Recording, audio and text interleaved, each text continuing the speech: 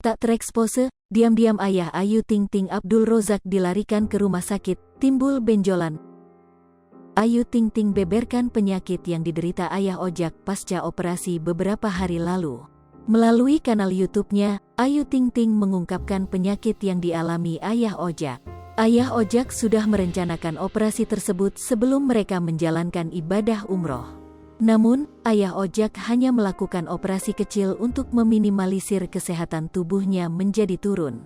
Ayah melakukan operasi itu pada Kamis, 30/6, jam 4:30 sore, ujar Ayu Ting Ting dikutip sripoku.com dari YouTube Kiss You TV, Senin, tanggal 4 Juli tahun 2022. Hampir 1 pekan ayah Ojak dirawat di Rumah Sakit Bunda Margonda, Depok, Jawa Barat. Ia mengungkapkan kalau ayah Ojak mengalami sakit hernia. Ayah melakukan operasi hernia, sebelum umrah sudah operasi, tapi hernianya belum apa-apa, ucapnya. Kesibukan yang pada membuat Ayu Ting Ting tidak bisa menemani sang ayah saat menjalankan operasi hernia.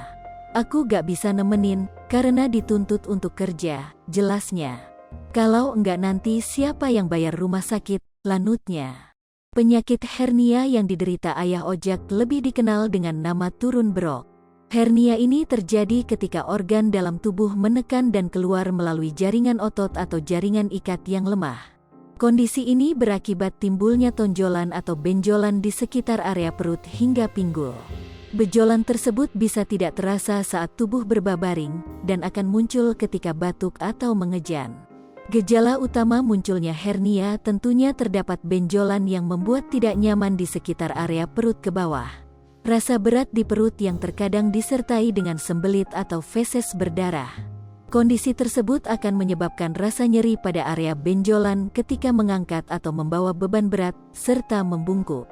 Tak hanya itu, sensai terbakar, nyeri dada, heartburn, sulit menelan, hingga mengalami muntah menjadi gejala penyakit hernia.